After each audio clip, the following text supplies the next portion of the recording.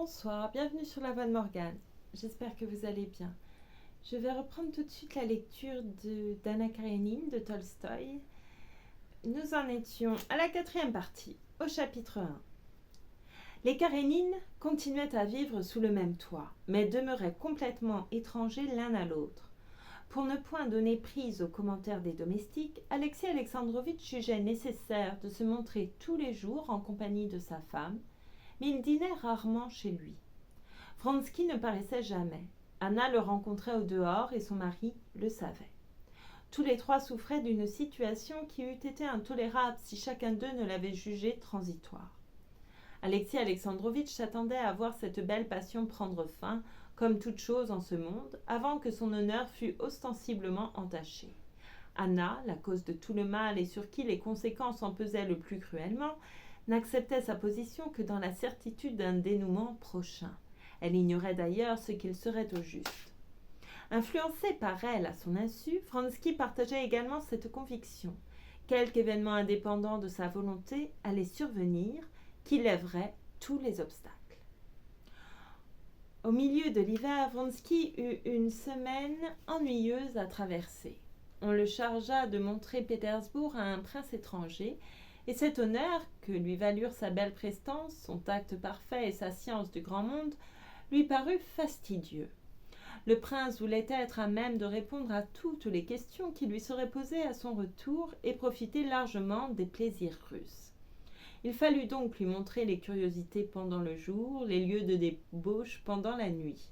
Or ce prince jouissait d'une santé exceptionnelle, même pour un prince. Des soins hygiéniques minutieux joints à une gymnastique appropriée le maintenaient en si bel état qu'en dépit des excès auxquels il se livrait, il gardait la fraîcheur d'un concombre de Hollande, long, vert et luisant. Il avait beaucoup voyagé, les facilités de communication moderne lui offrant l'avantage qu'il prisait entre tous de pouvoir goûter sur place les amusements à la mode dans tel et tel pays. En Espagne, il avait donné des sérénades et courtisé une joueuse de mandoline. En Suisse, il avait tué un chamois. En Angleterre, sauté des haies en habit rouge et parié d'abattre 200 faisans. En Turquie, il avait pénétré dans un harem. Aux Indes, il s'était promené sur un éléphant. Il tenait maintenant à savourer les plaisirs spécifiquement russes. En sa qualité de maître des cérémonies, Vronsky organisa, non sans peine vu le grand nombre des invitations, le programme des divertissements. Courses de trotteurs, chasse à l'ours, parties de troïka, chansons de bohème, bombance avec bris de vaisselle. Le prince s'assimilait l'esprit national russe avec une facilité surprenante. Mais quand il avait cassé des piles d'assiettes ou tenu une bohémienne sur les genoux, on le sentait enclin à s'enquérir si c'était là vraiment le fin du fin de cet esprit. Au fond, ce qui l'amusa le plus, ce furent les actrices françaises, une demoiselle du corps de ballet et le vin de champagne carte blanche.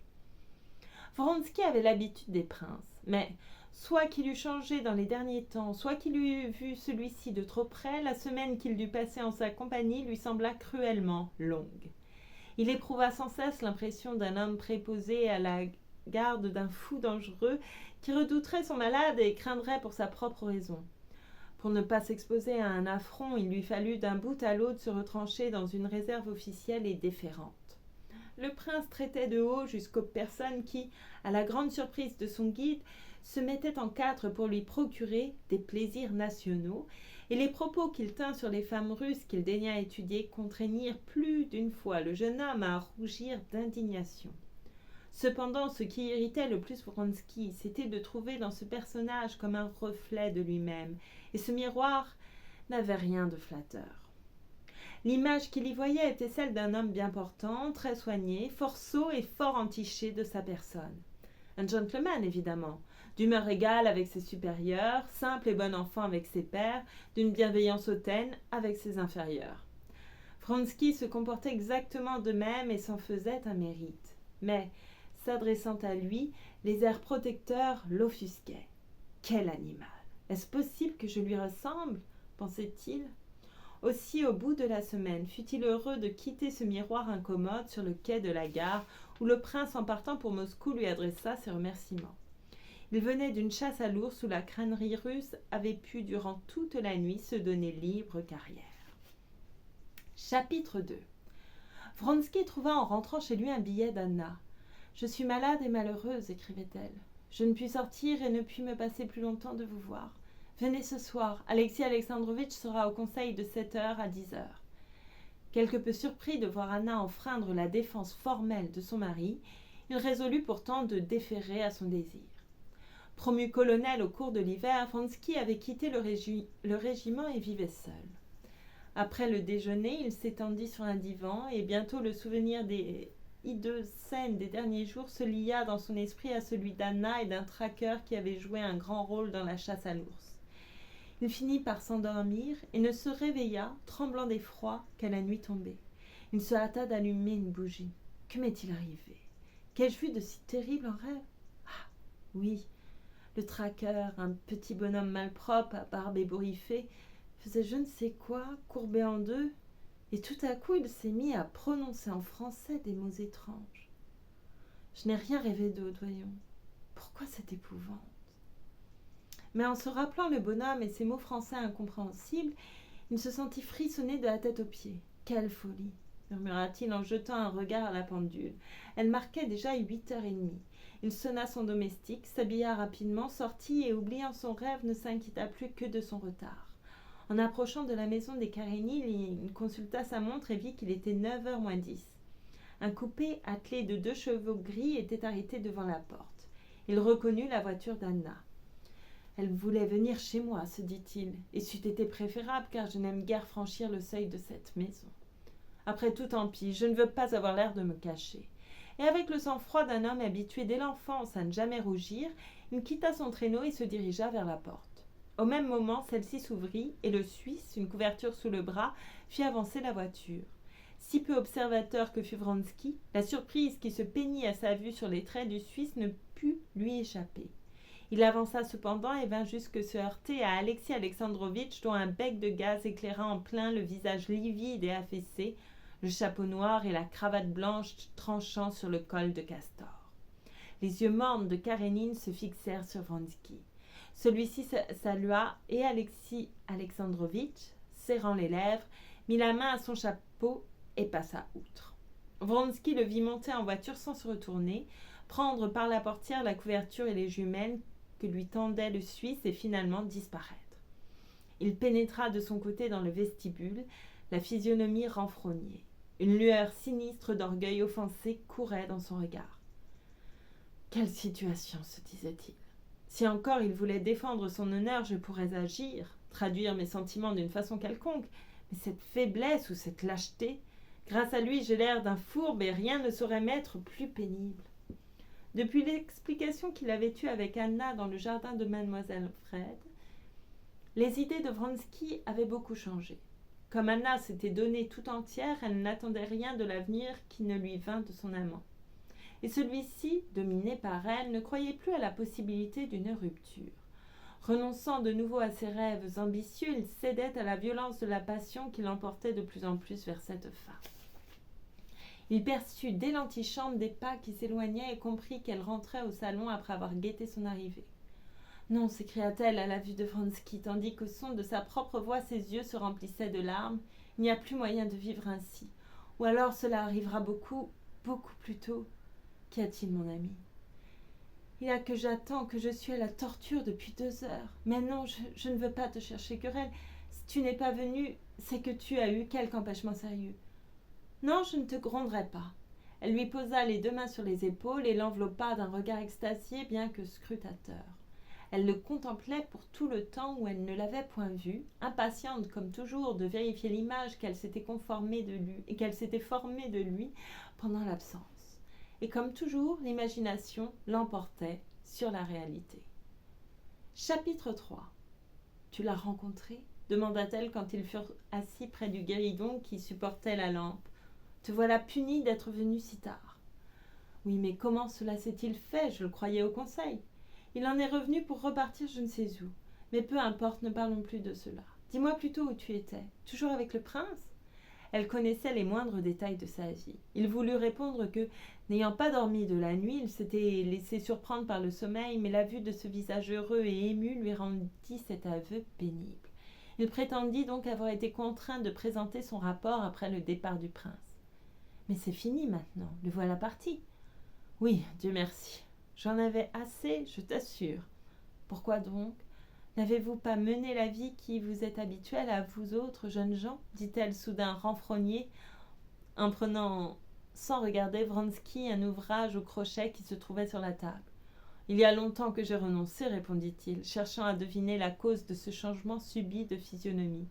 Et je dois avouer, ajouta-t-il tandis qu'un sourire découvrait ses dents blanches, je dois avouer qu'il m'a été fort déplaisant de revoir cette existence comme dans un miroir. Sans se mettre au travail, elle couvait Vronsky d'un regard enflammé, bizarre, hostile. Lise est venue me voir tantôt. Elle vient encore chez moi malgré la comtesse Lydie et m'a raconté votre soirée athénienne. Quelle horreur! Je voulais précisément te dire, elle l'interrompit. Cette Thérèse était-ce ton ancienne liaison? Je voulais dire que vous êtes odieux, vous autres hommes. Comment pouvez-vous supposer qu'une femme oublie ces choses-là, dit-elle en s'animant de plus en plus, dévoilant ainsi la cause de son irritation. Et surtout une femme qui, comme moi, ne peut connaître de ta vie que ce que tu veux bien lui dire. Et puis-je savoir si c'est la vérité? Anna, tu me blesses. Ne me crois-tu donc plus? Ne t'ai-je pas donné ma parole que je ne t'avais caché la moindre de mes pensées? Tu as raison. Mais si tu savais comme je souffre, dit-elle en s'efforçant de dompter sa jalousie. Je te crois. Voyons, que me disais-tu? Il ne put se le rappeler. Les accès de jalousie d'Anna se faisaient de plus en plus fréquents. À coup sûr, c'étaient des preuves d'amour. Il ne l'en effrayait pas moins et, bien qu'il n'en laissât rien voir, le refroidissait à l'égard de sa maîtresse. Combien de fois ne s'était-il pas répété que le bonheur n'existait pour lui que dans cet amour? Et maintenant qu'elle l'aimait comme seule peut aimer une femme qui a tout sacrifié à sa passion, il ne se sentait plus loin du bonheur qu'à l'époque où il avait quitté Moscou pour la suivre. C'est qu'alors une promesse de félicité luisait dans son infortune, tandis que maintenant les jours lumineux appartenaient au passé. Un grand changement, au moral comme au physique, s'était fait dans Anna. Elle avait pris de l'embonpoint et parfois, comme tout à l'heure en parlant de la comédienne, une expression de haine altérait ses traits. Elle n'était plus guère aux yeux de Vronsky qu'une fleur fanée dans laquelle il ne retrouvait plus ces marques de beauté qui l'avaient incité à l'accueillir. Néanmoins, alors qu'auparavant il aurait pu, par un effort de volonté, arracher son amour de son cœur, il se sentait maintenant, tout en croyant ne plus la chérir, enchaîné pour toujours à cette femme. « Eh bien, que voulais-tu me dire du prince ?» reprit Anna. « Sois tranquille, j'ai chassé le démon. C'est ainsi qu'ils appelaient ces accès de jalousie. En quoi t'a-t-il déplu ?»« Il est insupportable, répondit Vronsky, cherchant à retrouver le fil de sa pensée. Il ne gagne pas à être vu de près. Je ne saurais mieux le comparer qu'à un de ces animaux bien engraissés que l'on prime dans les comices, ajouta-t-il sur un ton de dépit qui parut intéresser Anna. Que dis-tu là? Rétorqua-t-elle. C'est pourtant un homme instruit, qui a beaucoup voyagé. L'instruction de ces gens-là n'est pas la nôtre. On dirait qu'il n'a acquis de l'instruction que pour avoir le droit de la mépriser, comme il méprise tout d'ailleurs, sauf les plaisirs bestiaux. Mais ne les aimez-vous pas tous, ces plaisirs bestiaux dit Anna en détournant de lui un regard dont Vronsky remarqua pourtant la désolation. Pourquoi donc le défends-tu demanda-t-il en souriant.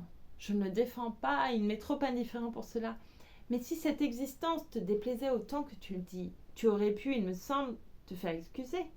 Mais non, monsieur prend plaisir à voir cette Thérèse en costume d'Ève. Voilà le diable qui revient, dit Vronsky en attirant à lui pour la baiser la main qu'Anna avait posée sur la table. Oui, c'est plus fort que moi. Tu ne t'imagines pas ce que j'ai souffert en t'attendant. Je ne suis pas jalouse au fond. Quand tu es là près de moi, je te crois. Mais quand tu mènes Dieu sait où, Dieu sait quelle vie, elle se détourna et s'emparant enfin de son crochet, se mit à filer en s'aidant de l'index, des mailles de laine blanche qui brillaient sous la lampe.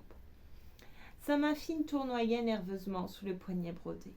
« Dis-moi où tu as rencontré Alexis Alexandrovitch, demanda-t-elle soudain d'une voix contrainte. Nous nous sommes presque heurtés à la porte. Il te saluait comme ça. Elle allongea son visage, ferma à demi les yeux, croisa les bras et changea si bien l'expression de sa physionomie que Vronsky reconnut aussitôt Alexis Alexandrovitch. Il sourit et Anna se mit à rire, de ce rire frais et sonore qui faisait un de ses grands charmes. « Je n'arrive pas à le percer à jour, dit Vronsky. J'aurais compris qu'après votre explication à la campagne, il eût rompu avec toi et m'eût provoqué un duel. Mais comment peut-il supporter la situation actuelle? On voit qu'il souffre. Lui, dit-elle avec un sourire ironique. Mais non, il est très heureux. Pourquoi souffrons-nous tous quand les choses pourraient si bien s'arranger? Sois sûr que lui ne souffre pas. Oh, que je la connais, cette nature pétrie de mensonges. Qui donc pourrait, à moins d'être insensible, vivre sous le même toit qu'une femme coupable, lui parler comme il me parle, la tutoyer comme il me tutoie? Et de nouveau elle l'imita. Toi, ma chérie, toi, Anna. Non, non, reprit-elle, il ne sent ni ne comprend rien. Ce n'est pas un homme, c'est un automate. Si j'étais à sa place, il y a longtemps que j'aurais mis en pièces une femme comme moi, au lieu de lui dire « Toi, ma chère Anna ». Mais encore une fois, ce n'est pas un homme, c'est une machine ministérielle. Il ne comprend pas que je t'appartiens, qu'il ne m'est plus rien, qu'il est de trop.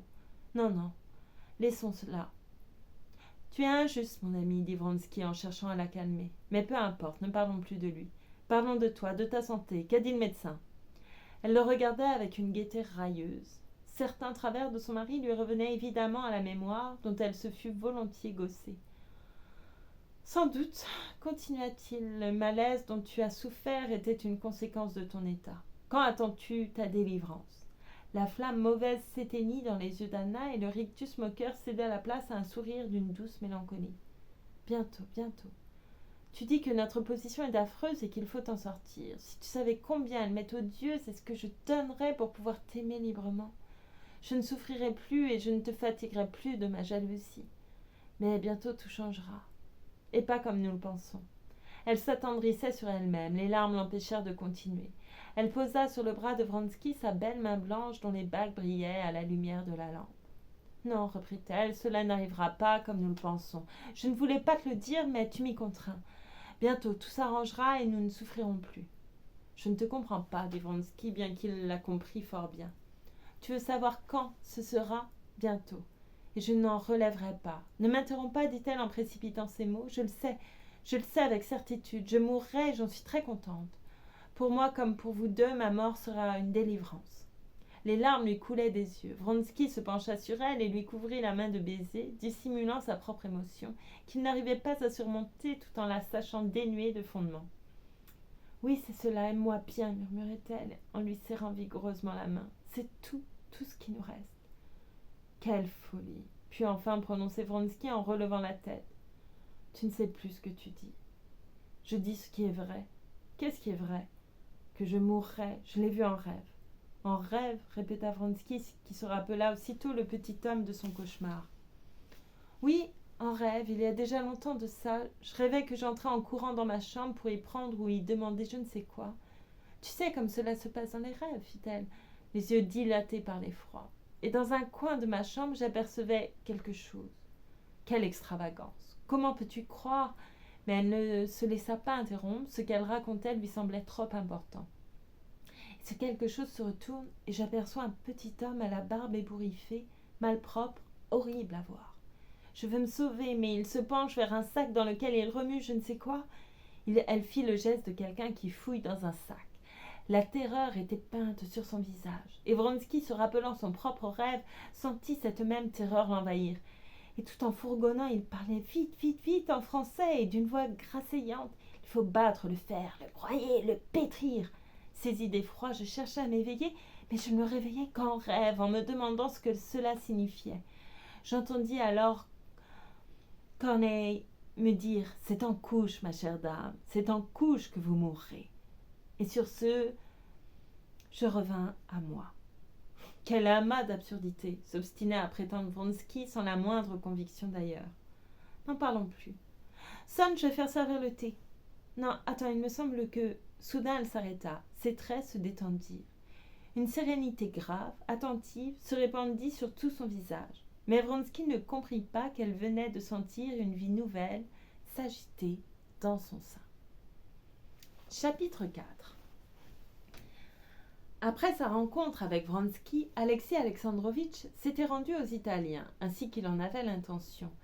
Il entendit 2 actes d'opéra, vit toutes les personnes qu'il voulait voir et rentra chez lui. Après avoir dûment constaté l'absence de tout manteau d'uniforme dans le vestibule, il alla droit à sa chambre. Contre son habitude, au lieu de se coucher, il marcha de long en large jusqu'à 3 heures du matin. Il ne pouvait pardonner à sa femme d'avoir enfreint la seule condition qu'il eût imposée, celle de ne pas recevoir son amant chez elle. Puisqu'elle n'avait pas tenu compte de cet ordre, il devait la punir, exécuter sa menace, demander le divorce et lui retirer son fils. Cette menace n'était pas d'une exécution aisée, mais pour rien au monde il n'aurait voulu manquer à la parole qu'il s'était donnée. Du reste, la comtesse Lydie tenait le divorce comme la meilleure issue à une situation si délicate, et depuis quelque temps on avait dans la pratique tellement simplifié la procédure qu'il espérait bien éluder les difficultés de forme. Par ailleurs, un malheur ne venant jamais seul, le statut des halogènes et la mise en valeur de la province de Zaraïsk lui avaient attiré tant d'ennuis qu'il se sentait dans un état d'irritation perpétuelle. Il ne dormit donc point de la nuit, sa colère grandissant toujours, et ce fut avec une véritable exaspération que, le matin venu, il s'habilla à la hâte et se rendit chez sa femme aussitôt qu'il la sut lever. Il craignait que son énergie ne tombât avec son courroux, et portait en quelque sorte à 2 mains la coupe de ses griefs avant qu'elle ne débordât pas en route. Afin qu'elle ne débordât pas en route. Anna, qui croyait connaître à fond son mari, fut saisie en le voyant entrer, le front sombre, les yeux morts, les lèvres méprisantes. Jamais elle n'avait vu autant de décision dans son maintien. Il entra sans lui souhaiter le bonjour et alla droit au secrétaire dont il ouvrit le tiroir. « Que vous faut-il » s'écria-t-elle. « Les lettres de votre amant. Elles ne sont pas là, dit-elle en se précipitant sur le tiroir. Mais ce geste lui fit comprendre qu'il avait deviné juste, et repoussant brutalement sa main, il s'empara du portefeuille dans lequel Anna gardait ses papiers importants. Elle tenta en vain de le lui reprendre. Il le mit sous son bras et le serra si fortement du coude que son épaule en fut soulevée. « Asseyez-vous, dit-il, j'ai besoin de vous parler. » Elle lui jeta un regard surpris et craintif. « Ne vous avais-je pas défendu de recevoir votre amant chez moi ?»« J'avais besoin de le voir pour... » Elle s'arrêta, ne sachant qu'inventer. « Peu m'importe les raisons pour lesquelles une femme a besoin de voir son amant. »« Je voulais seulement, reprit-elle en rougissant, mais la grossièreté de son mari lui rendant son audace. « Est-il possible, s'écria-t-elle, que vous ne sentiez pas combien il vous est facile de me blesser ? On ne blesse qu'un honnête homme ou une honnête femme, mais dire à un voleur qu'il est un voleur, c'est tout simplement la constatation d'un fait. Voilà un trait de cruauté dont je ne vous aurais pas cru capable. Vous trouvez cruel un mari qui laisse à sa femme liberté entière à la seule condition de respecter les convenances. Selon vous, c'est de la cruauté. C'est pis que cela, c'est de la bassesse. Si vous tenez à le savoir, s'exclama-t-elle dans un accès d'indignation, et elle se leva pour se retirer. Non, glapit-il de sa voix criarde qu'il haussa encore d'un ton. Et lui saisissant le bras, il la contraignit à se rasseoir. Ses grands doigts osseux la serraient si durement que le bracelet d'Anna s'imprima en rouge sur sa peau. « Que parlez-vous de bassesse ? Ce mot ne convient-il pas mieux à qui abandonne mari et fils pour un amant et n'en mange pas moins le pain de ce mari ?» Anna baissa la tête. La justesse de ses paroles l'écrasait. Elle n'osa plus, même à part soi, accuser son mari d'être de trop, comme elle l'avait dit la veille à son amant, et répondit d'un ton résigné. « Vous ne pouvez juger ma position plus sévèrement que je ne la juge moi-même. Mais pourquoi me dites-vous cela ? » ?»« Pourquoi je vous le dis, continua-t-il avec colère, afin que vous sachiez que votre refus d'observer les convenances me contraint à prendre des mesures pour mettre fin à cette situation. Elle prendra fin d'elle-même, et bientôt, bientôt, répéta-t-elle, les yeux remplis de larmes à l'idée de cette mort qu'elle sentait prochaine, mais qui maintenant lui paraissait désirable. Plutôt même que votre amant et vous ne l'aviez imaginé. Ah, vous cherchez la satisfaction des passions charnelles. Alexis Alexandrovitch, toute générosité mise à part, trouvez-vous convenable de frapper quelqu'un à terre ? Oh, vous ne pensez jamais qu'à vous. Les souffrances de celui qui a été votre mari vous intéressent peu. Peu vous importe qu'il souffre, que sa vie soit bouleversée. Dans son émotion, Alexis Alexandrovitch parlait si vite qu'il bredouillait. Ce bredouillement parut comique à Anna, qui se reprocha aussitôt de pouvoir être sensible au ridicule dans un pareil moment. Pour la première fois et l'espace d'un instant, elle devina la souffrance de son mari et le prit en pitié. Mais que pouvait-elle dire et faire sinon se taire et baisser la tête? Lui aussi se tut pour reprendre bientôt d'une voix plus calme mais glaciale en soulignant des mots qui n'avaient aucune importance particulière. « Je suis venue vous dire… » Elle leva les yeux sur lui et se rappelant l'expression qu'elle avait cru lire sur son visage en l'entendant prononcer le mot « bouleversé ». « Non, songea-t-elle, j'ai dû me tromper. Cet homme aux yeux mornes, si plein de lui-même, ne peut rien sentir. »« Je ne saurais rien changer, » murmura-t-elle. « Je suis venue vous dire que je partais pour Moscou et que je ne rentrerai plus dans cette maison. L'avocat qui se chargera des préliminaires du divorce vous fera connaître les résolutions auxquelles je me serai arrêtée. Mon fils ira chez ma sœur, ajouta-t-il, faisant effort pour se rappeler ce qu'il voulait dire au sujet de l'enfant. « Vous prenez Serge pour me faire souffrir, balbutia-t-elle, en osant à peine le regarder. Vous ne l'aimez pas, laissez-le-moi. C'est vrai, l'horreur que vous m'inspirez a rejailli sur mon fils. Néanmoins, je le garderai. Adieu. » Il voulut sortir, mais cette fois, ce fut elle qui le retint. « Alexis Alexandrovitch, laissez-moi Serge, supplia-t-elle. Je ne vous demande que cela, laissez-le-moi jusqu'à… Je serai bientôt mère, laissez-le-moi. » Alexis Alexandrovitch rougit, repoussa le bras qui le retenait et partit sans un mot de réponse. Pardon. Chapitre 5. Le salon d'attente du célèbre avocat chez lequel se rendit Alexis Alexandrovitch était déjà bondé lorsque celui-ci y pénétra. Il y avait là une dame âgée, une jeune dame, une femme de la classe marchande, un banquier allemand portant au doigt une grosse bague, un homme de négoce à longue barbe, un fonctionnaire revêche, revêtu de son uniforme avec une décoration au cou. Tous semblaient attendre depuis longtemps. 2 secrétaires travaillaient à des bureaux dont les garnitures magnifiques retinrent aussitôt l'attention d'Alexis Alexandrovitch, grand amateur de ces sortes d'objets. L'un des gratte-papier cligna des yeux vers le nouvel arrivant et, sans se lever, lui demanda d'un ton bourru. « Vous désirez ?»« Parler à monsieur l'avocat. »« Il est occupé. » Laissa tomber le secrétaire en désignant de son porte-plume les personnes qui attendaient et il se remit à écrire. « Ne trouvera-t-il pas un moment pour me recevoir ? Il n'a jamais un instant de libre. Veuillez attendre. Vous voudrez bien cependant lui faire passer ma carte, proféra non sans hauteur Alexis Alexandrovitch, voyant que l'incognito était impossible à garder. Le secrétaire prit la carte, dont la teneur parut lui déplaire, et sortit. Tout en approuvant le principe de la réforme judiciaire,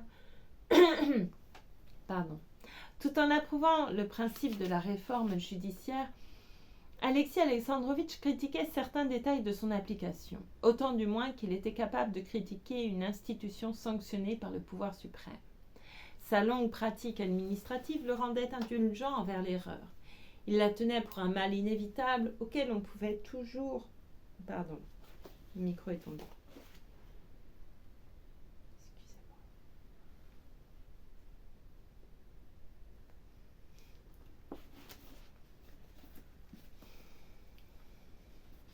Sa longue pratique administrative le rendait indulgent envers l'erreur.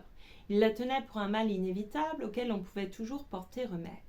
Néanmoins, il avait toujours critiqué les prérogatives que cette réforme accordait aux avocats et l'accueil qu'on lui faisait renforçait encore ses précautions. « Monsieur l'avocat va venir », dit en rentrant le secrétaire. Effectivement, au bout de 2 minutes, la porte se rouvrit, livrant passage à un vieux et long jurisconsulte qu'escortait monsieur l'avocat en personne.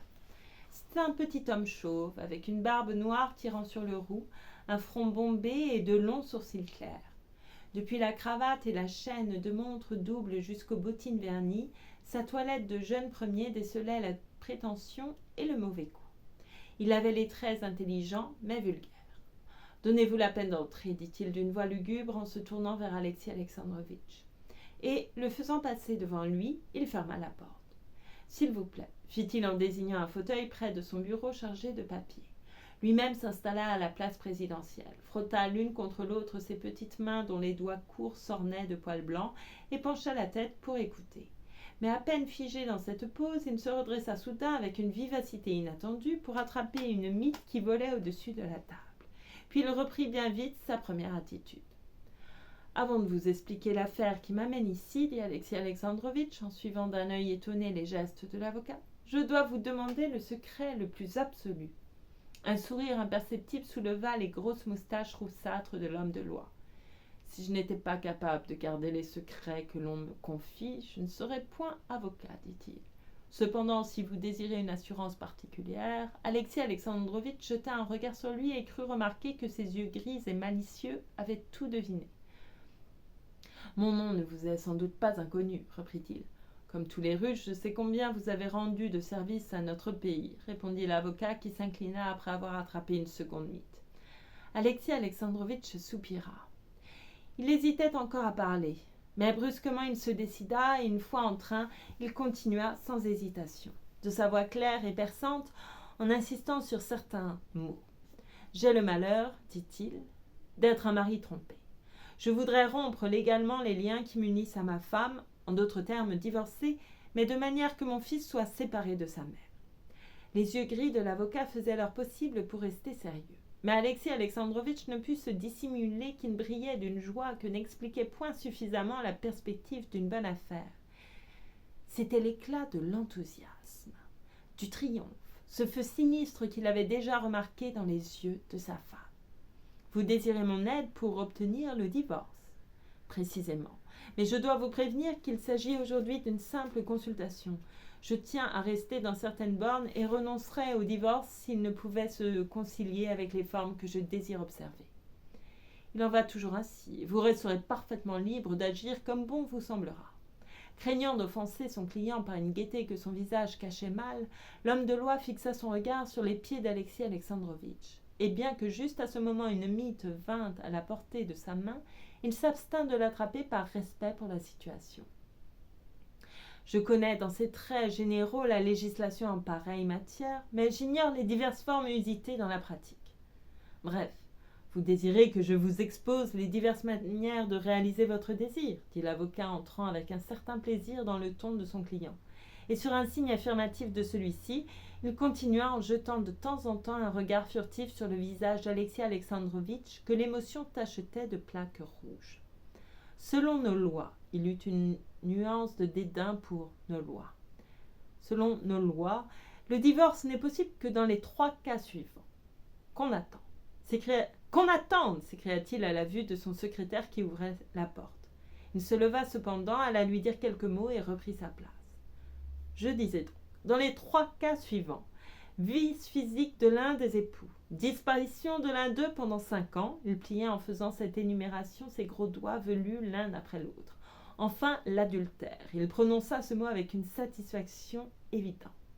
Ces 3 cas comprennent des subdivisions. Il continua à plier ses doigts, bien que les subdivisions eussent dû faire partie d'un autre classement que les cas principaux. Vice physique du mari ou de la femme, adultère du mari, adultère de la femme, tous ses doigts étant pliés, il lui fallut les relever. Voilà le côté théorique. Mais je pense qu'en me faisant l'honneur de me consulter, c'est le côté pratique que vous désirez connaître. En conséquence, me guidant sur les antécédents, je dois vous dire que les cas de divorce se ramènent tous au suivant. Je crois comprendre que ni les défauts physiques ni l'absence d'un des conjoints n'entrent ici en ligne de compte. Alexis Alexandrovitch inclina affirmativement la tête. Eh bien donc, il ne reste que l'adultère de l'un des conjoints et le flagrant délit consenti ou involontaire. Je dois vous dire que ce dernier cas se rencontre rarement dans la pratique. L'avocat se tut et regarda son client de l'air d'un armurier qui, après avoir expliqué à un acheteur l'usage de 2 pistolets de modèles différents, attendrait patiemment son choix. Mais, comme Alexis Alexandrovitch gardait le silence, il poursuivit. Selon moi, le moyen le plus simple, le plus raisonnable et aussi le plus usité est l'adultère par consentement mutuel. Je n'oserais parler ainsi à tout le monde, mais je suppose que nous nous comprenons. Alexis Alexandrovitch était si troublé qu'il ne comprit pas du premier coup l'avantage de cette combinaison. Comme son visage exprimait la surprise, l'homme de loi vint à son aide. « Je suppose que 2 époux ne puissent plus vivre ensemble. Si tous 2 consentent au divorce, les détails et les formalités deviennent sans importance. Croyez-moi, c'est le moyen le plus simple et le plus sûr. » Cette fois, Alexis Alexandrovitch comprit, mais ses sentiments religieux s'opposaient à pareille mesure. Ce moyen est hors de question, déclara-t-il. Il ne peut s'agir que de faire constater l'adultère au moyen de lettres qui sont en ma possession. À ce mot de lettres, l'avocat laissa échapper un son qui tenait de la compassion et du dédain. N'oubliez pas, rétorqua-t-il, que les affaires de ce genre sont du ressort de notre haut clergé, et ces dignes personnages sont friands de certains détails, ajouta-t-il avec un sourire de sympathie pour le goût des dignitaires ecclésiastiques. Évidemment, les lettres peuvent être de quelque utilité, mais la preuve doit être faite à l'aide de témoins. Si donc vous me faites l'honneur de m'accorder votre confiance, il faut me laisser le choix des mesures à prendre. Qui veut la fin veut les moyens. Puisqu'il en est ainsi, fit Alexis Alexandrovitch, soudain très pâle. Mais l'avocat se leva et courut vers la porte répondre à une seconde interruption de son secrétaire. « Dites à cette dame qu'on ne marchande pas ici comme dans une boutique » cria-t-il avant de revenir à sa place. Chemin faisant, il attrapa d'un geste discret une nouvelle mythe. « Jamais mon raps ne tiendra jusqu'à l'été » songea-t-il en se renfrognant. « Vous me faisiez l'honneur de me dire » demanda-t-il à Alexis Alexandrovitch. « Je vous communiquerai ma décision » déclara celui-ci en se levant et en s'appuyant à la table. Après quelques instants de silence, il reprit. « Vos paroles m'autorisent donc à considérer le divorce comme possible. Je vous serai obligé de me faire connaître vos conditions. »« Tout est possible, si vous voulez bien me laisser une entière liberté d'action, » dit l'avocat, éludant la dernière question. « Quand puis-je compter sur un avis de votre part » demanda-t-il en se dirigeant vers la porte. « Dans 8 jours. Vous aurez alors la bonté de me faire savoir si vous vous chargez de l'affaire et à quelles conditions. » « Entièrement à vos ordres. » L'avocat s'inclina respectueusement, mais une fois seul, il donna libre cours à son hilarité. Son contentement était si grand que, contrairement à ses principes, il accorda un rabais à la dame qui le quémandait. Il oublia même les mythes et se résolut à remplacer l'hiver suivant son rêve par du velours, à l'instar de son confrère Sigoni. Chapitre 6. La brillante victoire remportée par Alexis Alexandrovitch au sein du comité du 17 août avait eu pour lui des suites fâcheuses. Grâce à sa fermeté, la nouvelle commission pour l'étude approfondie des mœurs des halogènes fut constituée et envoyée sur place avec une rapidité extraordinaire. Au bout de 3 mois, elle présentait déjà son rapport. L'état de ces populations s'y trouvait envisagé de 6 points de vue différents: politique, administratif, économique, ethnographique, matériel et religieux. Chaque question était suivie d'une réponse admirablement rédigée et qui ne laissait subsister aucun doute, car ces réponses n'étaient point l'œuvre de l'esprit humain, toujours sujet à l'erreur, mais d'une infaillible bureaucratie. Ces réponses s'appuyaient sur des données officielles fournies par les gouverneurs et les évêques d'après les relations des autorités cantonales et des curés doyens, lesquels avaient à leur tour fait état des enquêtes opérées par les autorités communales et les curés de village. Comment, après cela, douter de leur exactitude? Des questions comme celle-ci: pourquoi y a-t-il de mauvaises récoltes? Pourquoi les habitants de certaines localités s'obstinent-ils à pratiquer leur religion? Questions que, sans le concours de la machine officielle de longs siècles, n'arriveraient pas à résoudre, reçurent une solution claire, définitive et en tout point conforme aux opinions d'Alexis Alexandrovitch. Mais alors Stremov, qui se sentait piqué au vif, imagina une tactique à laquelle son adversaire ne s'attendait pas. Entraînant à sa suite plusieurs membres du comité, il passa tout à coup dans le camp de Karénine et, non content d'appuyer avec chaleur les mesures proposées par celui-ci, il en fit adopter d'autres qui dépassaient de beaucoup les intentions d'Alexis Alexandrovitch. Poussées à l'extrême, ces mesures se révélèrent si absurdes que les hommes politiques, l'opinion publique, les dames influentes, les journaux s'indignèrent à qui mieux et contre ces décisions et contre leur père putatif, Karénine. Ravi du succès de sa ruse, Stremov prit un air innocent, s'étonna des résultats obtenus et se retrancha derrière la foi aveugle que lui avait inspiré le plan de son collègue. En dépit de sa santé chancelante et de ses malheurs domestiques, Alexis Alexandrovitch marqua le coup, mais ne se rendit pas.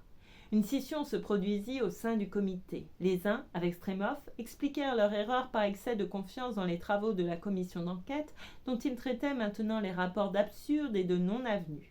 Les autres, avec Karénine, comprirent les dangers que recelait une attitude aussi révolutionnaire à l'égard de la paperasserie et soutinrent énergiquement les conclusions desdits rapports. La question, qui passionnait aussi bien le gouvernement que la société, s'embrouilla comme à plaisir et personne n'aurait su dire au sujet si les halogènes connaissaient ou non la prospérité. Du coup, la situation d'Alexis Alexandrovitch, déjà ébranlée par le mépris que lui attirait son infortune conjugale, parut fort compromise. Mais une fois de plus, il dérouta ses adversaires en prenant une résolution hardie. Il demanda en haut lieu l'autorisation d'aller en personne étudier le problème sur place et partit sur le champ pour une province éloignée. Ce départ fit d'autant plus de bruit qu'avant de se mettre en route, il refusa officiellement les frais de déplacement qui lui avaient été alloués à raison de 12 chevaux de poste. « Je trouve le geste très élégant, dit à ce propos Betsy à la princesse Miyaki.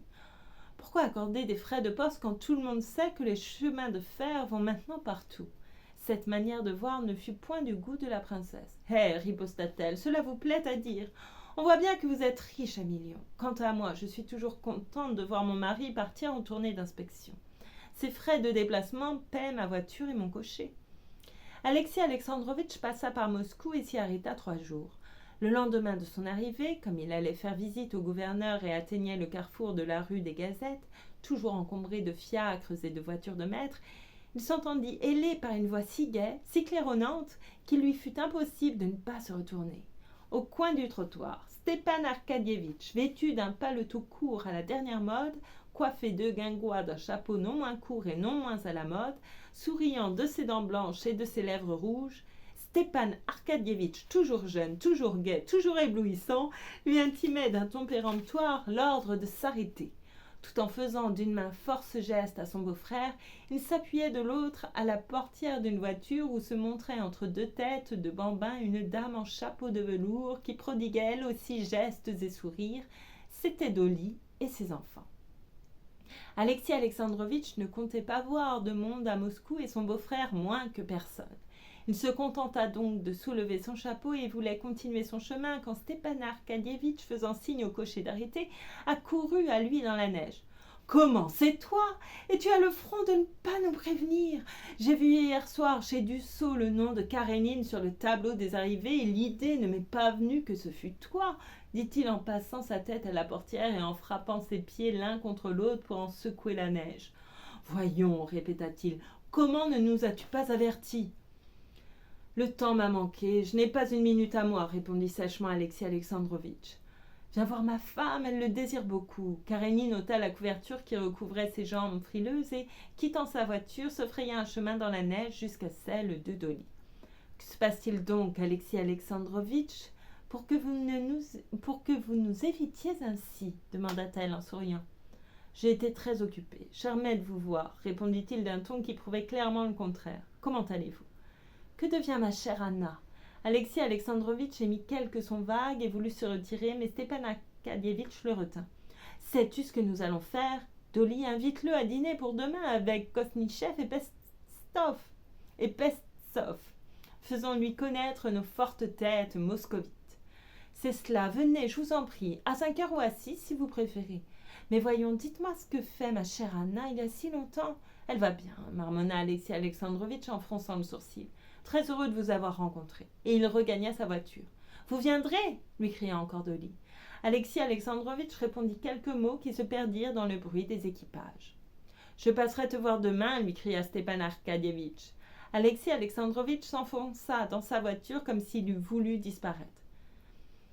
Quel original, conclut Stepan Arcadievitch, et après un regard à sa montre, il eut pour sa femme et ses enfants un geste caressant et s'éloigna d'un pas alerte. Stiva, Stiva, lui cria Dolly en rougissant. Il se retourna. Et l'argent pour les paletots de Grisha et de Tania?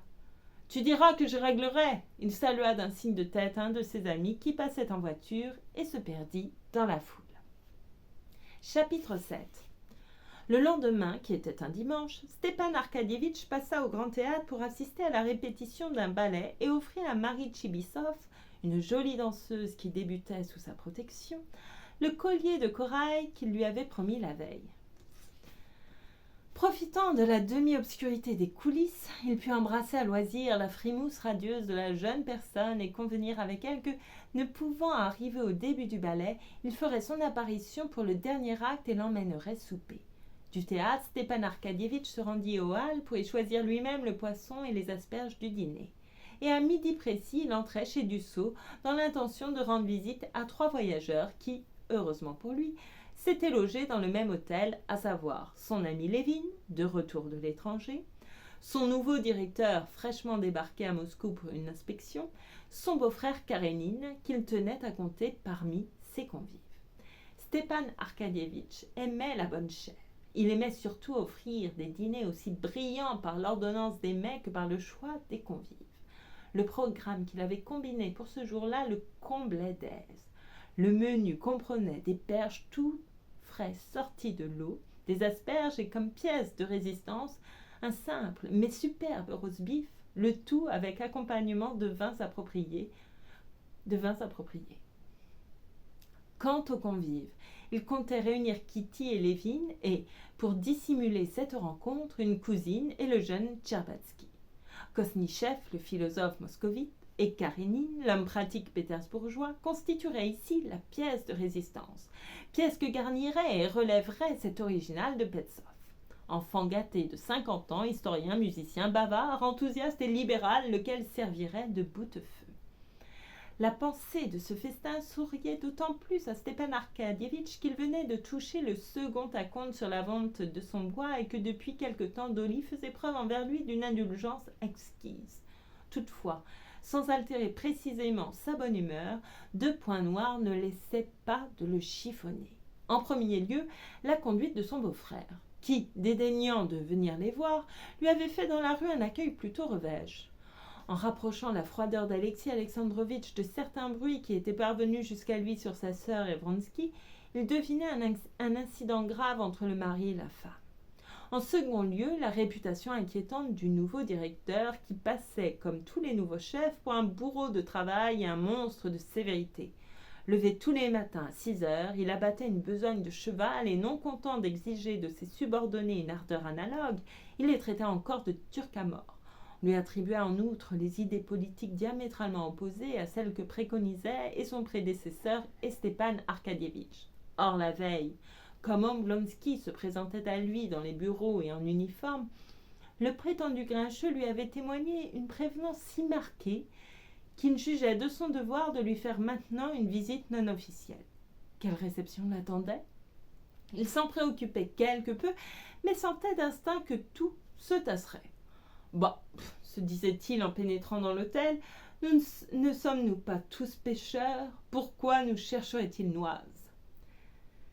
« Salut, Vassili !» cria-t-il au garçon d'étage en traversant le corridor, le chapeau en bataille. « Tiens, tu as laissé pousser tes favoris ? Dis-moi, monsieur Lévin, c'est bien au numéro 7 ? Montre-moi le chemin, s'il te plaît. Et puis fais donc demander au comte Anichkin, c'était le nom du nouveau directeur, s'il peut me recevoir. »« À vos ordres, répondit Vassili, tout souriant. Il y a longtemps que nous ne vous avions vu. Je suis venu hier, mais par l'autre entrée. C'est ça, le numéro 7. »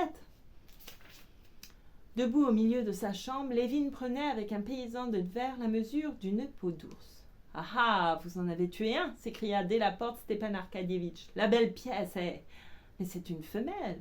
Bonjour, Archip. Mets-toi donc à l'aise, dit Lévin en lui enlevant son chapeau. Non, je ne suis entré que pour un moment, répondit Oblonsky, ce qui ne l'empêcha pas de déboutonner son pardessus, puis de l'ôter et finalement de bavarder 1 heure entière avec Lévin sur la chasse et d'autres sujets plus intimes. Dis-moi ce que tu as fait à l'étranger. Où as-tu été ? S'enquit Stepan Arkadievitch dès que le paysan se fut retiré. Je suis allé en Allemagne, en France, en Angleterre, mais seulement dans les centres manufacturiers et pas dans les capitales. J'ai vu beaucoup de choses nouvelles et intéressantes. Je suis très content de mon voyage. Ah oui, toujours la question ouvrière. Mais non, il n'y a pas pour nous de question ouvrière. La seule question importante pour la Russie est celle des rapports du travailleur avec la terre. Elle existe bien aussi là-bas, mais on n'y peut faire que des raccommodages, tandis qu'ici, Oblonsky écoutait avec attention. Oui, tu as peut-être raison. Mais l'essentiel, c'est que tu sois revenu en meilleure disposition. Tu chasses l'ours, tu travailles, tu t'emballes pour des idées. Et Tcherbatsky, qui prétend avoir rencontré sombre et mélancolique, ne parlant que de mort. Mais c'est vrai, j'y pense toujours. Tout est vanité, il faut mourir. À parler franc, j'estime fort et ma pensée et mon travail, mais quand je songe que cet univers n'est qu'une plaque de moisie à la surface de la plus petite des planètes, quand je songe que nos idées, nos œuvres, ce que nous croyons faire de grand, équivalent tout au plus à quelques grains de poussière, tout cela est vieux comme le monde, mon cher, oui, mais quand nous le comprenons clairement, combien la vie nous paraît misérable, quand on sait que la mort viendra, qu'il ne restera rien de nous, quel abominable crève-cœur. J'attache une grande importance à telle ou telle de mes pensées, et tout à coup j'ai la certitude que, même mise en pratique, elle en aura aussi peu que le fait d'avoir traqué cet ours. C'est pour fuir l'idée de la mort qu'on chasse, qu'on travaille, qu'on cherche à se distraire. Oblonsky l'écoutait en souriant d'un sourire fin et caressant. « Évidemment, fit-il, et les reproches que tu m'adressais naguère portaient à faux. Avais-je tort de chercher des jouissances dans la vie? Ne sois pas si sévère à l'avenir, homme moraliste. Ce qu'il y a de bon dans la vie, voulut répliquer Lévin, mais comme il s'embrouillait, au fond, insista-t-il, je ne sais qu'une chose, c'est que nous mourrons bientôt. Pourquoi bientôt? Et sais-tu, quand on est bien pénétré de cette vérité, on jouit peut-être moins de la vie, mais on se sent plus calme. Il faut jouir de son reste, au contraire. Mais je me sauve, s'écria Stepan Arkadievitch en se levant pour la 10e fois. Reste encore un peu, dit Lévin en le retenant. Quand nous reverrons-nous maintenant? Je pars demain. Ah, ça! Mais où ai-je la tête? J'allais oublier le sujet qui m'amène. Je tiens absolument à ce que tu viennes dîner chez nous aujourd'hui. Ton frère sera des nôtres, ainsi que mon beau-frère Karénine. Comment, il est ici? Demanda Lévin, mourant d'envie de s'informer de Kitty. Il savait qu'elle avait passé le commencement de l'hiver chez son autre sœur, mariée à un diplomate. Mais après réflexion, tant pis, se dit-il, qu'elle soit revenue ou non, j'irai. Alors entendu? Entendu.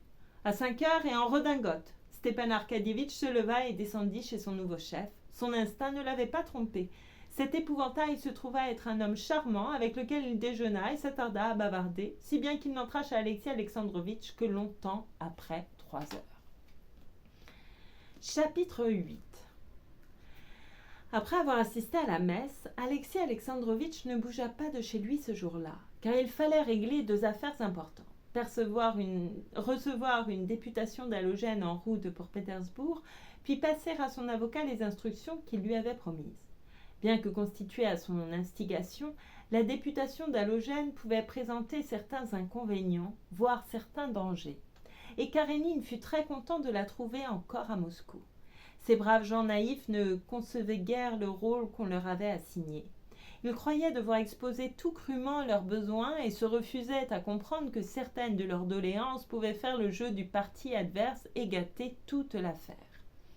Alexis Alexandrovitch dut les chapitrer longuement et leur tracer par écrit un programme dont ils ne devaient à aucun prix se départir.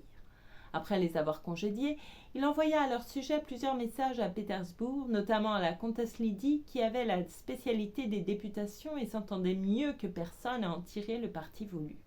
Alors, et sans la moindre hésitation, il écrivit à son avocat une lettre qui lui donnait plein pouvoir. Il eut soin d'y joindre 3 billets de Vronsky à Anna trouvés dans le portefeuille. Depuis qu'il avait quitté son logis, confié ses intentions à un homme de loi, incorporé pour ainsi dire cette affaire intime à ses paperasseries, il tenait de plus en plus sa décision pour bonne et avait hâte de l'avoir mise en pratique. Au moment de cacheter sa lettre, il perçut des éclats de voix dans l'antichambre. Stepan Arkadievitch insistait pour être annoncé. Après tout, songea Karénine, il a bien fait de venir, je vais lui dire ce qu'il en est et il comprendra que je ne puis dîner chez lui. Fais entrer, cria-t-il en rassemblant ses papiers et en les serrant dans un buvard. Tu vois bien que tu mens, cria de son côté Stepan Arkadievitch au valet de chambre. Et ôtant son pardessus tout en marchant, il s'avança vers son beau-frère. Ravi de te trouver, commença-t-il gaiement. J'espère bien. Non, je ne pourrai pas venir, répondit sèchement Alexis Alexandrovitch en le recevant debout et sans l'engager à s'asseoir. Il croyait bon d'adopter d'emblée le ton froid qui lui semblait désormais convenable avec le frère d'une femme dont il prétendait divorcer. C'était méconnaître l'irrésistible bonhomie de Stepan Arkadievitch. « Pourquoi cela? Que veux-tu dire » demanda celui-ci en français en ouvrant tout grand ses beaux yeux clairs. « C'est promis, voyons, nous comptons sur toi. C'est impossible parce que nos rapports de famille doivent être rompus. » « Rompus? Qu'est-ce à dire » fit Oblonsky avec un sourire. Parce que je songe à divorcer d'avec ma femme, votre sœur. J'aurais dû... Il n'eut point le temps d'achever le speech qu'il avait médité. Contre toute attente, Stepan Arkadievitch s'était laissé choir dans un fauteuil en poussant un profond soupir. « Alexis Alexandrovitch, ce n'est pas possible, s'écria-t-il avec douleur. C'est pourtant vrai.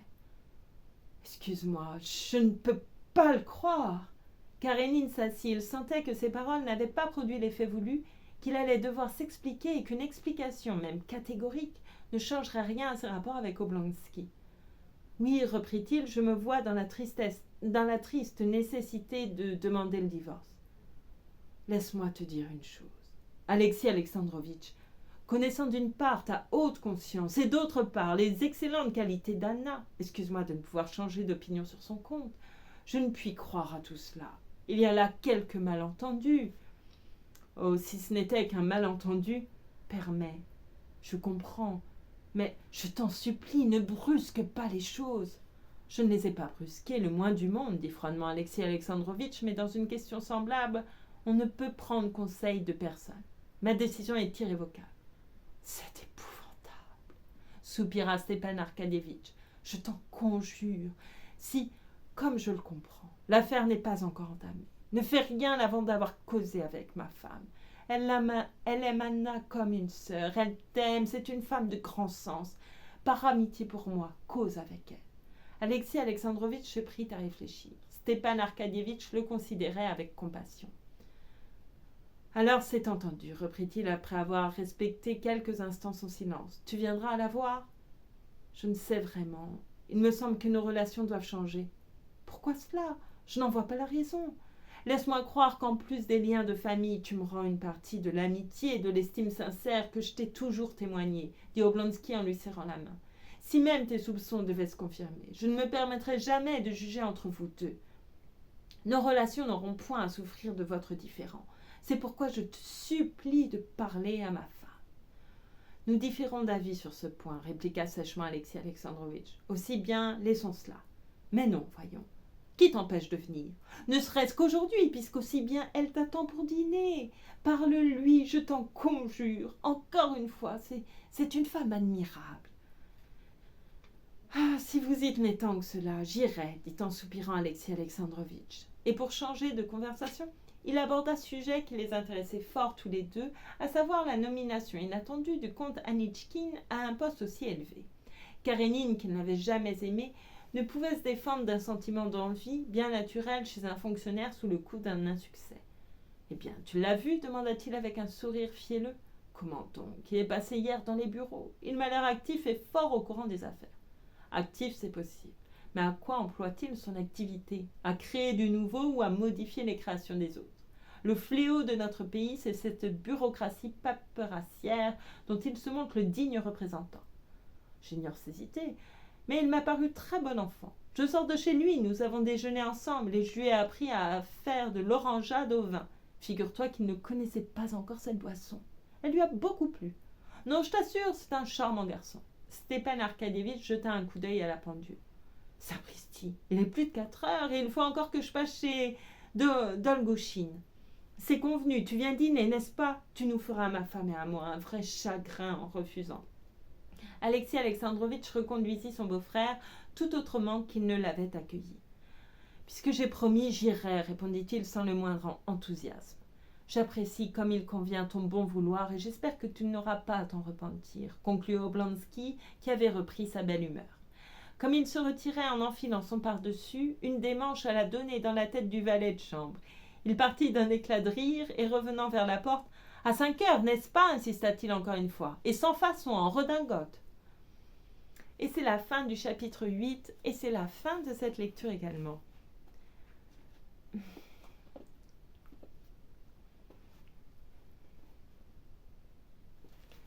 Un petit poème ou non ?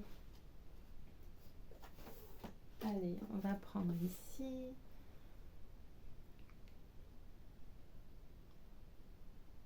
Je vais lire les deux. L'une de l'idylle. La distance entre le monde, qui nous assourdit de ses cloches, et l'autre monde, celui qui sanglote à peine, sera-t-elle équivalente à celle qui sépare la haine amoureuse excessive du faible amour haineux ? Serait-ce la même chose de se réfugier dans le sein transi de la communauté ou de se cacher dans l'autre sein tiède et doux de la femme aimée? La lune de l'idylle n'est pas visible depuis les hélicoptères. Dans les rares emportements de honte sacrée, on veut changer de vérités et de rêves.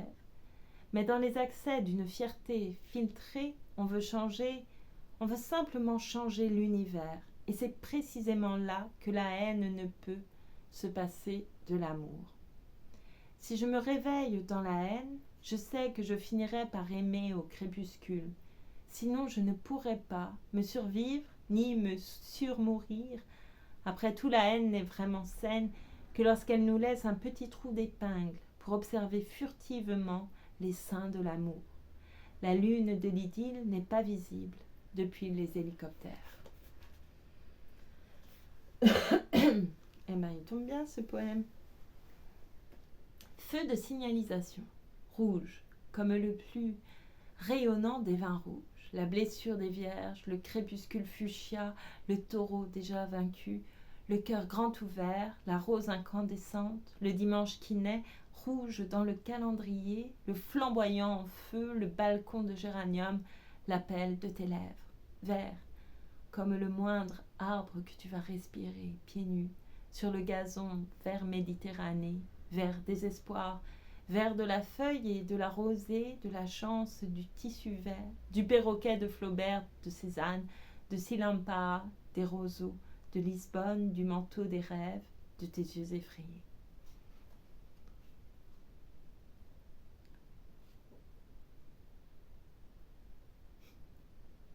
Est-ce que je le lis celui-ci? Un dernier. Amour, réveille-toi.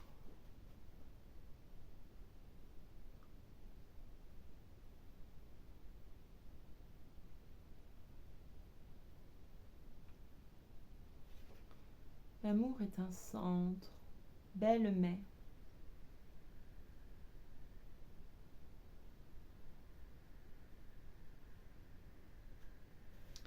L'amour est un centre, un espoir, un verger, une lande, une miette entre deux famines. L'amour est un champ de mine, un jubilé de sang, calice et mousse, croix et sésame, pauvre charnière entre affamés.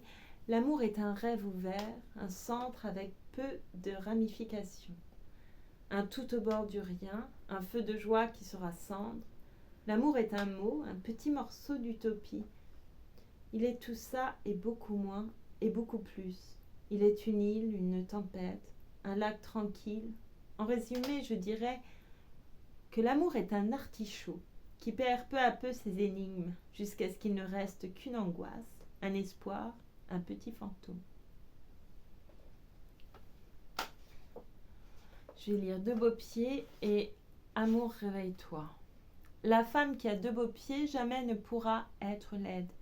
La beauté lui monte en général puissante, le long des chevilles, des mollets et des cuisses, s'attarde sur le pubis, qui a toujours été au-delà de tout canon, entoure le nombril comme une de ces sonnettes, qui, lorsqu'on les presse, joue la lettre à Élise, fait valoir les mamelons lubriques en attente, entrouve les lèvres sans prononcer de salive et se laisse aimer par les yeux en miroir. La femme qui a de beaux pieds sait vagabonder dans la tristesse. Amour, réveille-toi. Bonjour. Ça va être... Je l'ai choisi parce qu'il est drôle pour moi. Amour, réveille-toi. Bonjour. Buongiorno. Guten Morgen. Amour, réveille-toi et prends note. Rien que dans le tiers-monde, 40 000 enfants meurent chaque jour. Dans le ciel tranquille et dégagé, flottent les bombardiers et les vautours. 4 millions ont le sida, la cupidité rase l'Amazonie. Buenos dias, good morning. C'est pour ça que c'est drôle, c'est pour la prononciation, pas pour le contenu. Je vais recommencer. Je l'ai jamais lu. Amour, réveille-toi. Bonjour. Buongiorno, guten Morgen. Amour, réveille-toi et prends note. Rien que dans le tiers-monde, 40 000 enfants meurent chaque jour. Dans le ciel tranquille et dégagé, flottent les bombardiers et les vautours. 4 millions ont le sida, la cupidité rase l'Amazonie. Buenos dias, good morning, réveille-toi. Sur les ordinateurs de la grand-mère ONU, il n'y a plus de place pour les cadavres du Rwanda. Les fondamentalistes égorgent les étrangers, le pape prêche contre les préservatifs. Avalanche étrangle Maradona. Bonjour, monsieur le maire. Forza Italia, buongiorno. Guten Morgen, Ernst Junger. Opus Dei, buenos dias. Good morning, Hiroshima. Amour, réveille-toi, car l'horreur se lève.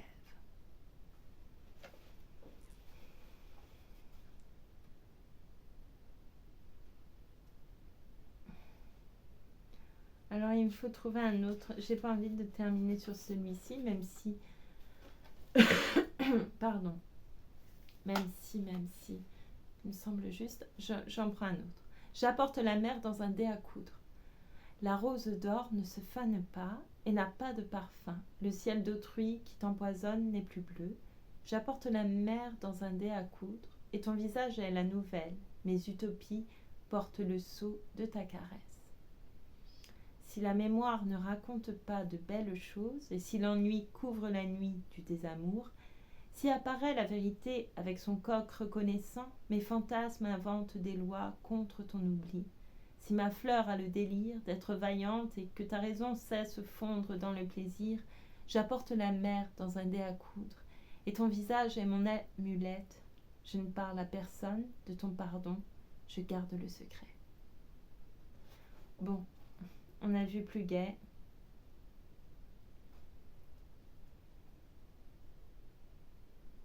Intensité. Qui saint embrasse, mal étreint. Voilà, je vais rester sur ça. Quelque chose de léger et de sans doute très vrai. Je vous remercie beaucoup. Et je vous souhaite une belle soirée, une douce soirée. Pardon parce que je ne vois pas très... Je suis trop loin en fait, je ne vois pas bien. Je vous remercie beaucoup, je vous souhaite une belle soirée. Faites attention à vous surtout. Et à bientôt. Et je crois que mon micro était mal branché et que c'est à recommencer. Merci, à bientôt.